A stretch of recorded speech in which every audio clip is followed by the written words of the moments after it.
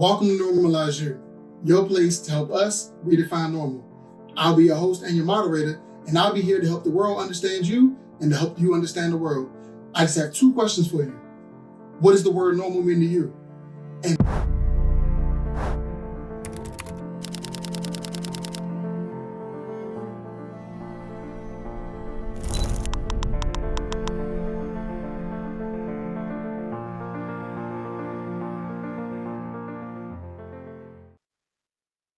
welcome back to Normalize You. How's it going, everyone? Good. Pretty good. That is what is up. All right. Today, we're going to talk about normalizing change. How do you think we should normalize change? What does that mean to you? And I'm going to kick it off by expressing what I mean by that. Not just change in itself, but the idea of change. People that are willing to change for, certain situations, people that are so stuck in ways. I don't know, the ability to be able to like cooperate with something like older generations, not being able to change because there's a stigma where a lot of older people they don't change after a certain age, but when they're introduced to like younger family members or younger members of society, they usually have like their ideas conflict because they aren't willing to change based on, I guess, the age. So how do we normalize change or anything like that? Or what do you think about the change in general? Me personally, I don't think it's really that easy to normalize change. For one, change is going to always happen whether you stand with it or against it. Like regardless, like they say, change is the only thing that's consistent in this universe. For one, now as far as people changing, especially at that old age, that would have to be something that would have to start when you're younger, to be honest. And the reason that is, in order for you to even have the mindset to change at that age, you would have to think when you're younger, since the world is constantly changing, I have to change with it. No matter how old I get, I have to recognize that things are not going to always stay as they are, no matter how much older I get.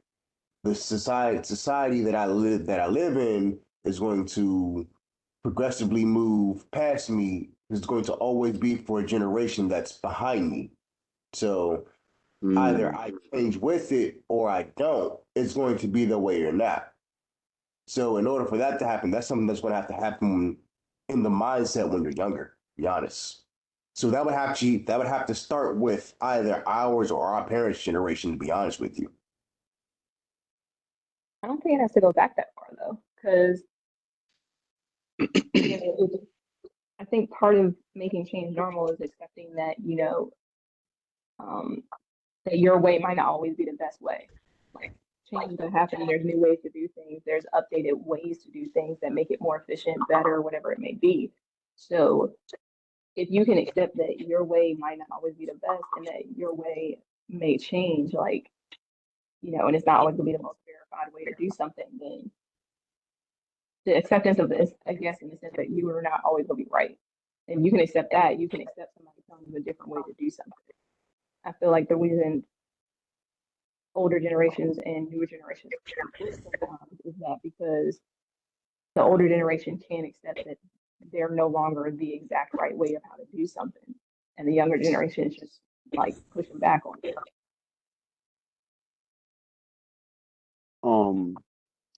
Partial agreement. I think that the lack of ability to change and not accepting it can create judgment.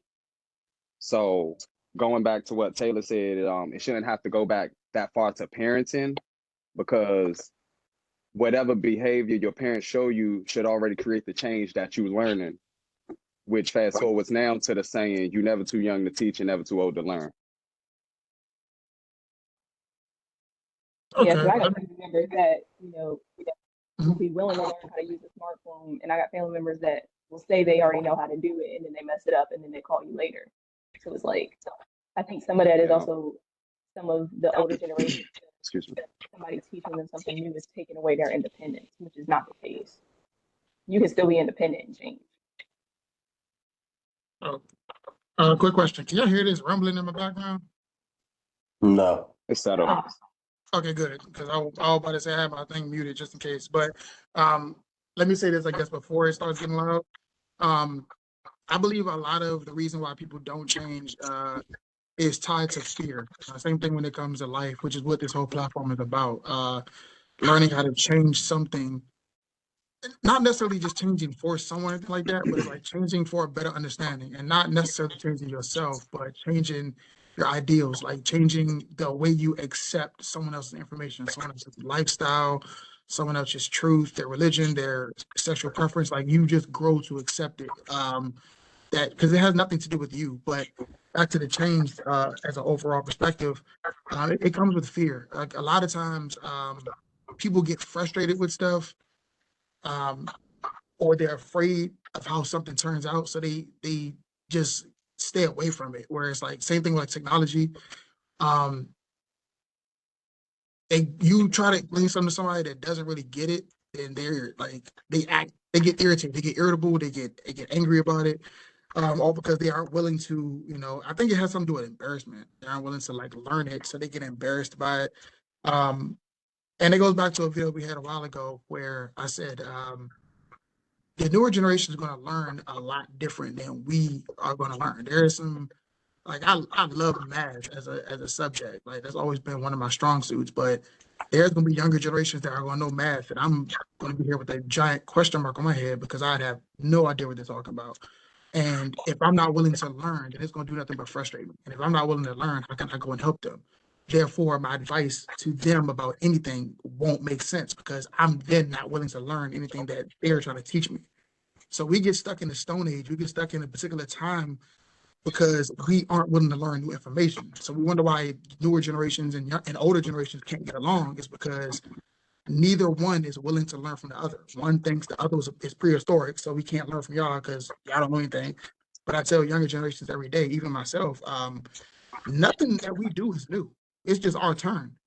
And then when it comes to older generations, there are going to be new ways to do stuff. Yes, the younger generations have, they are doing stuff that y'all have done in the past. Okay, we understand that, but because they have to do it differently to one up you, they tend to be more dangerous to the way they're thinking.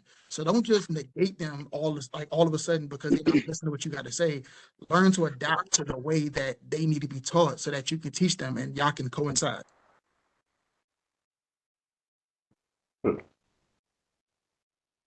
So that yeah, would I think that embarrassment is, sorry, Mike. I think that now you embarrassment good, is you go ahead. because I feel like a lot of the older generation, because they've always been the person that was teaching somebody, the fact that they don't know something, it just is like, oh, how can I not know this? And my child got to show me how to do this now. It's like that creates a dichotomy in their brain where they get frustrated that their child, because you can learn from anybody. Like people in my family used to always say, like the greatest wisdom sometimes comes from babes because they just see things differently. So it's like, knowing that sometimes it's hard to accept that your kid or the younger generation or whoever it may be knows something better than you. And so that embarrassment kind of turns into why people don't want to change. Because it's like, if I change, the person that's got to teach me is going to be 15 and I'm 45, like whatever the age difference may be. And that can sometimes come off as like, why am I learning from somebody that hasn't been here long enough in their mind? Mm. And that goes a long way, especially with I guess the prehistoric generation that Jeff was talking about, and our generation and the two generations that are now behind us is like, for people like us, we're in the middle. So it's easier for us to go, nah, they should try a different method because their method is too industrial for advancement because we have technology.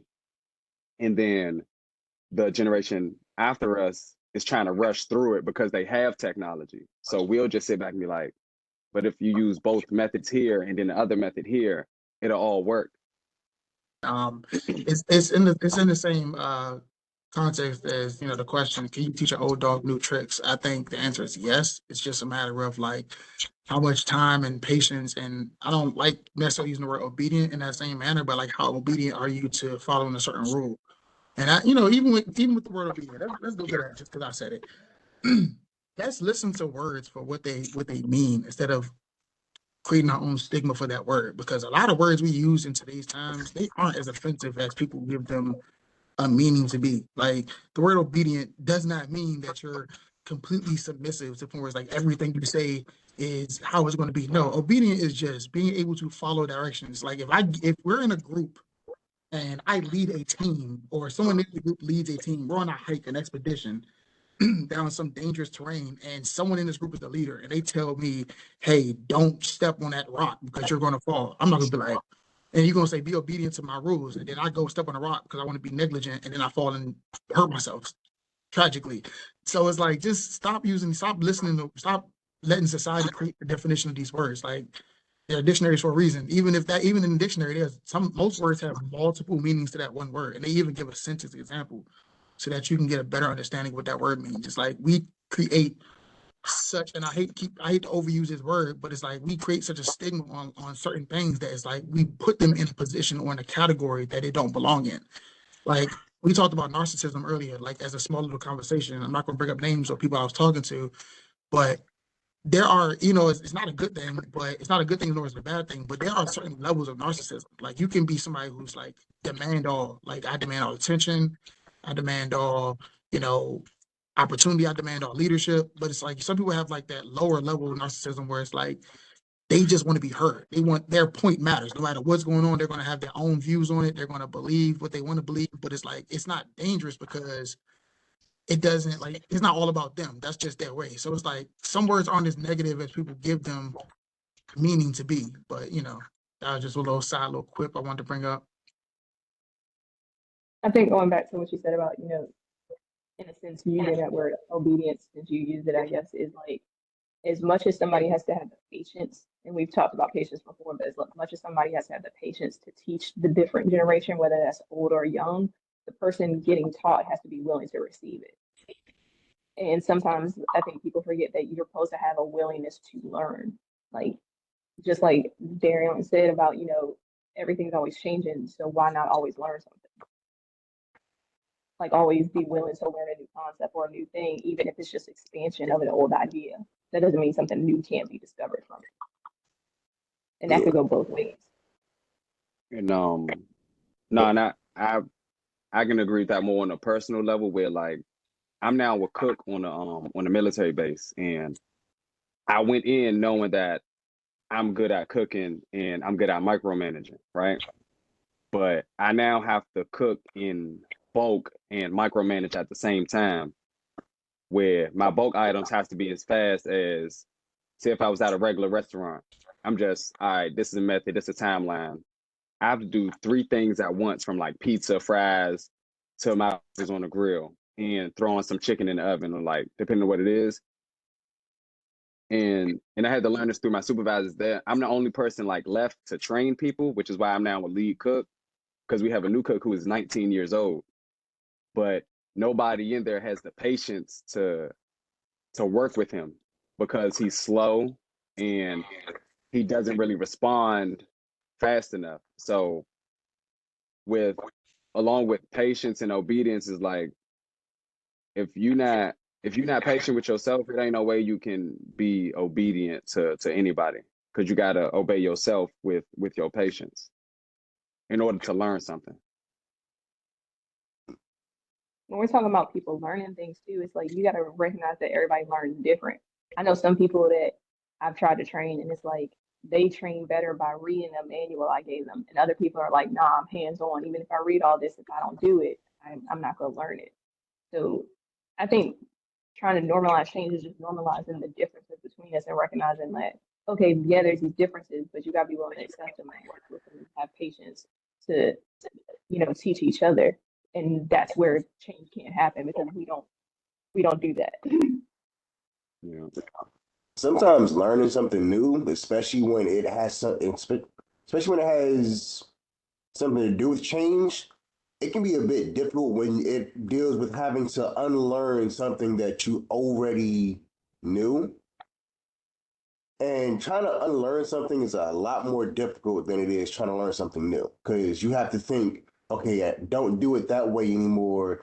Start doing it this way, the new way. It's like your mind always goes back to that habit of doing it the old way. So you have to literally stop yourself from doing it and teach yourself, no, this way is the newer way. Not that the old way is wrong, but because of the change happen, you have to recondition your mind. It's a lot harder than trying to recondition your body. And I can understand why that fear would come, especially from an older generation whom has been doing it that same way their entire lives. Like, okay, now this is something that's completely new altogether. I didn't grow up with this. I didn't teach this to the ones that I was raising. This is something that's completely new to me. That would be a lot more difficult trying to relearn. So the fear actually is understandable. I mean, that's fair. So based on what my interpretation is of it, I'm actually not even going to bring up my interpretation. I'm going to bring it up into another topic, just a little quick one. Uh, the difference between being stubborn and showing perseverance. Um, one is a way of insanity, where it's like, I'm sure we're all familiar with doing the same thing over and over again. It's just basically the definition of insanity, expecting different results. And perseverance, like there's a fine line of how they can be similar, but there to me is a greater distance on how they can be different. Because perseverance is trying something over and over again, where you like not that with different skills. Whereas like you play a game and you're like level 10 and you're like, this boss has a skull over their name. I'm sure we're all familiar with that. And and they're like 30 levels above us. I would keep fighting until I win. And then after a while, you're like, you know what? This is insane. I'm not gonna keep doing this. This is the definition of insanity. I keep losing. I'm not doing anything different. But my idea of perseverance, to put it in an example form, is you get skill points. You go out, fight other people. You build up your level, get your attributes up. Then you boost up your skills. You learn new skills. You learn new abilities. Then you come back. That's perseverance. Where it's like at this point you're doing it because you know you're going to succeed, or that there is progress with the way you attack this particular obstacle. But it's like people that just do the same thing over and over again, expecting something different, but then within themselves, they're doing nothing to change it. You can't possibly expect a better outcome than what you've been dealing with on that for those times that you've been failing. As far as that, I want to say the line between not giving up and just being stubborn. Well, no, my bad. Between perseverance and just being stubborn, Mhm. it can get blurred sometimes because you have to think a lot of things in life require especially when it comes to getting better at something. It requires repetition. And sometimes people don't recognize when something's just being repetitive for the sake of being repetitive and when it's being repetitive for the sake of actual advancement. Like, take trying to find happiness, for example. You have to realize that sometimes you're going to keep doing the same thing, trying to find happiness, but there's always more than one way to find it. Like they say, there's more than one way to skin a cat, right? Well, regardless how many ways there are to skin a cat, you're still trying to skin the cat. Just you keep trying to do it. Either you succeed or you fail. But if you keep trying to do it the exact same way, I would say that's more closer to insanity. But if you're trying to do the same thing, accomplish the same goal, doing it over and over again, but trying it different ways every single time, or maybe trying it a way you've already tried before, but you have a new perspective on it because of something else you've done, yeah, that would definitely be perseverance because you're not doing it the exact same monotonous, droning way. You're trying something different each time you get there. So now you have something to build on rather than just staying stagnant in your thinking. Yeah, hold on real quick, Mike. That's what it's like literally 2 seconds. That's exactly what I'm saying. That's why I agree with you, where it's like as long as there's something that you're doing to improve your previous circumstance, that's perseverance.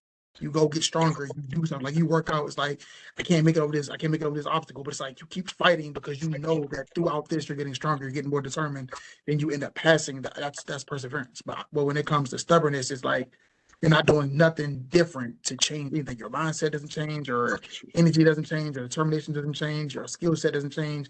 You're just going into this same obstacle with the same you. That's just being stubborn. You can go ahead, Mike. I was done.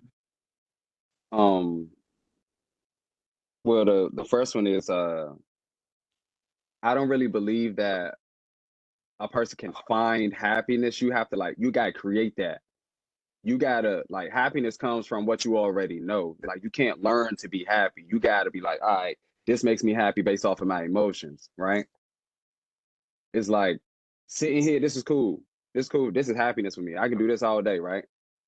But it's not going to continue to make me happy because I got to choose to do something else. Because at some point, my brain's going to get bored of this, or I'm going to want it to kind of change, right? But on the same topic, how can you give up if you're stubborn? What do you mean? Yeah, you have to explain that Because to you me. said because you said like you said something about giving up and being stubborn, right? So if you're too stubborn, you're not going to give up. You're going to keep getting frustrated with whatever you failing. Because if you succeed at something, there's no stubbornness because you probably learned that lesson before giving up. So you're like, all right, if I do this here, I can move forward here.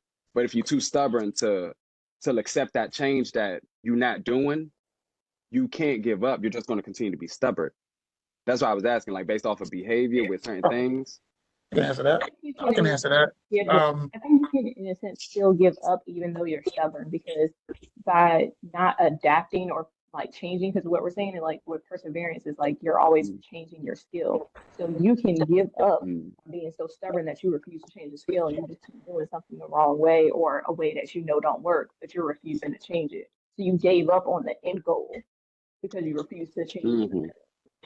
But that's All right, that's that makes not it, how sense. you can still be stubborn and still give up on something. Got it. yeah, Yeah, I I was like to look at confused. the Like I extremities was of lost it. as hell.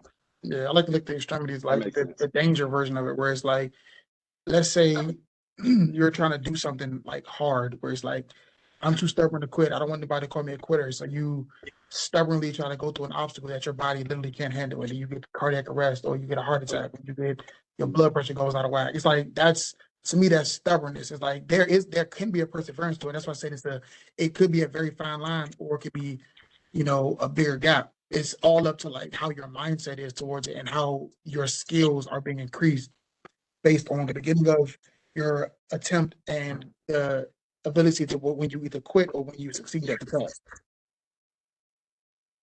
Okay. Being stubborn also comes at a risk of not being willing to listen to when you think about it. Yeah, but you have to listen to yourself first. You No, see I what mean, I'm saying? I'm not talking about self though. Like, I mean, like, as far as listening to what is going to actually change what's going on. Like, You mean like for another person? another person or or something else entirely, like life in general. But I'm saying it's like stubbornness isn't external. That's that's within a person. That's what I'm saying. It's like only way you can help a person that's stubborn, you have to see where they're failing at or see where they're not willing to change, right? Yeah. But they still have to be willing to listen to you. So like the danger with people that are stubborn is that they'll turn off listening or understanding anything that doesn't fit with how they think things should go. So you can do that to yourself internally of like you don't listen to, oh, if I know this person got to where I want to go and they have an idea that they think might help me, but I don't think it fits in what I think I need to do. Yeah, Right. if it's helping get into your end goal, you can still adapt that to work for you. Even when you like we talked about before about how not everybody's advice is good advice, but you can sometimes still take a bad advice and adapt it to your situation if you listen to what somebody's trying to get at. Correct. So you can still be stubborn by like, saying, I'm just not going to listen to anybody else's viewpoint on this because, and this is where I think sometimes the younger generation struggles is that as much as the older generation didn't have the same technology or same exact problems we have, they still have enough wisdom of how human nature works and how other things work to be able to say, okay, this might be different, but this is a similar situation, and this is how we navigated it then. But we're so busy thinking about the technology part in terms of sometimes the younger generation that we're just like, all right, yeah, no, that doesn't fit in with the brain I'm thinking of. So you're turning that, that's being stubborn to too stubborn to listen. Right. That makes sense. Because I had it's like sometimes when it comes to like being stubborn, it's like I'm kind of deviating a little bit, even though it's within the same context. It's a little bit of a different example. When it comes to stubborn, I used to work at a job where this is a long time ago. I used to be a driver, and um, there was another employee there who was a secondary driver whenever like I need to call off or I was sick or just wanted to switch my shift a little bit. I'm tired of being a driver, so I'm gonna let you go be a driver. So one day, I guess I think I got injured on the back of the truck.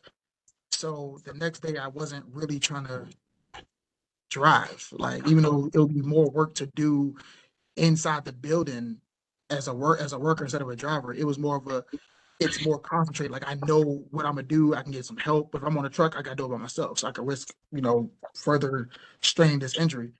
So I thought, let me ask the secondary driver if he would like to replace me on the shift the next day. I go to him, I ask. He said, sure, why not? I'll do it. I said, cool. I went to our acting supervisor and I had alerted him to the news and he goes, well, why didn't you ask me first? I was like, about what?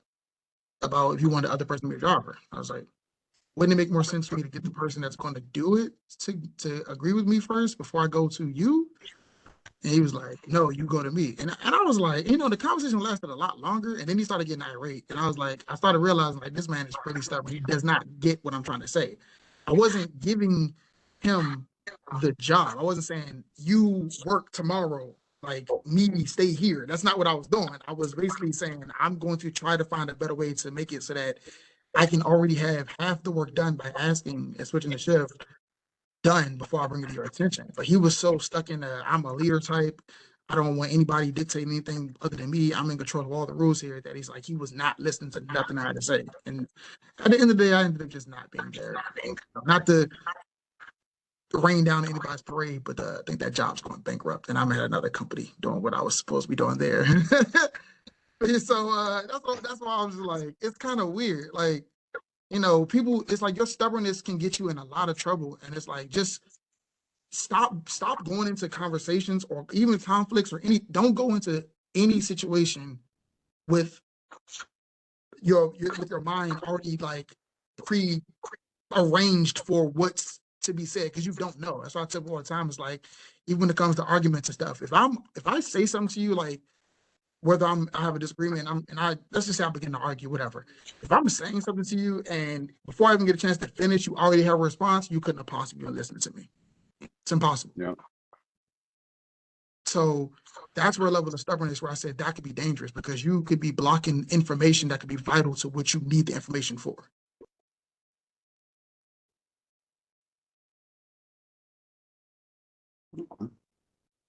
I'm turning this water down. Goodness gracious.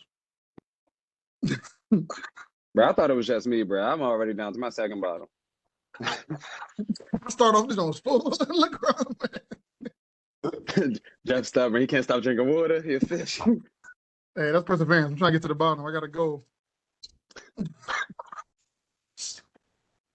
But I mean, is there anything else in particular that anybody would like to talk about that's kind of either close to or something small we could talk about before we move on? Yeah, I got one. I guess this would go back to how people view things, like change, right? Like I'm pescatarian now, and I'm going on my second year in December. And in order for me to do that, I had to like gradually change my diet, right? Now I didn't just have to change what food I ate. I had to change what food I looked at. I had to change what people suggested. Like I had to kind of ignore things in order to become pescatarian. So it's just like like what the diet is for a person to change. Like, what are they feeding themselves mentally, visually? Who are they listening to in order for them to change themselves? It's like you gotta get to some point and go, you know what? Yeah, they right. Let me do what they said, but still put mine in it. Like same as what you and Taylor said earlier about just from the younger and older generations, like they get stuck in so many ways that they don't believe they have to change. It was like me, I didn't think I would have to change my damn diet at all. Like, y'all know I'm gonna tear up a burger in 5 minutes because I want a burger. I'm gonna go get some pizza because I love pizza. But now, with the job I got, I'm cooking everything I don't eat. And I had to learn to be like, you know what? Damn, I was stubborn as hell. Cause I was like that at my job. I was stubborn. It's like they couldn't tell me nothing because it was like, yo, y'all, I'm watching y'all be wrong. And y'all telling me good job 2 hours later. Like it's not making sense to me. So I just sat back. And I sat back 2 months and now I'm a lead cook. Cause I stopped being stubborn. But other than that, I don't know. It's just I ain't I gonna guess the way lie, that's how to be for a second, but I was catching it. I was like, I get you, I get what you mean. because my brain went back to what y'all said at the beginning. And I was just like, because when you asked about it again, I realized I never went over something I had wrote, and I was like, all right, damn, The I brain went probably back with your confused mouth didn't.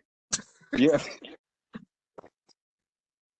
because I could see the confusion on your face, and I'm just like, all right, it's either Taylor got to get her laugh out, or Jeff got to cut me off, and I'm just keep going until I finish my sentence. But that was it.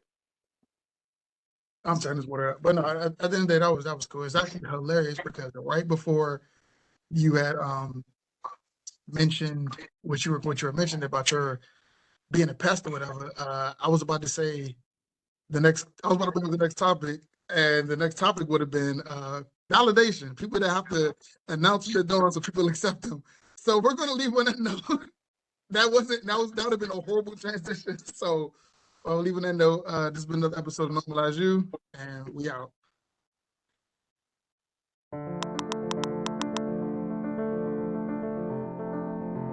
Thanks for watching Normalize You. And don't forget to catch me every other Friday with your question of the week. And you can send in questions as well. Please reach out on our social media or our email and send us your questions, your topics, your responses. We actually do read them. Hope to see you there.